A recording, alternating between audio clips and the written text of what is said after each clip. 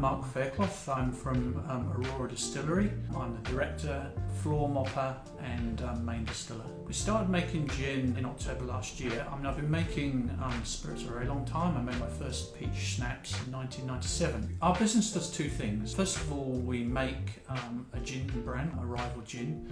At the moment we've got two. One's called Petone Dry. The other one that we have at the moment is called Flora Revisited. The second part of the business is our gin experience. I have a background of teaching or instructing academic subjects but also technical subjects, and we decided that we wanted to share the joy of making gin with other people, and so we've developed what we call our gin experience, which is where you come in and you get to blend your own botanicals. You can choose from between 25 and 30 different botanicals, and we'll help you with those choices, and we'll help you develop a recipe, and then you can make yourself your own bottle of gin to take home.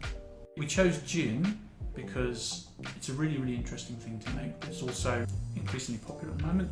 It's a very trendy drink. We're seeing it across all age groups. We try and use as many New Zealand products in our gin as we can. New Zealand does produce awesome citrus. We like to have connections with our gins. It's really nice to know that Caroline did the recipe, and in particular, this particular case, we get our friends from all over New Zealand to send us limes, oranges and lemons. Whoever sent that down will probably get a bottle of gin couriered back to them. We also live really close to Belmont Regional Park, so it's really awesome to be able to get up in the morning and jump on your mountain bike, cycle into the park and then forage for things like kawa berries, and then in the afternoon you can make a gin using some of that product.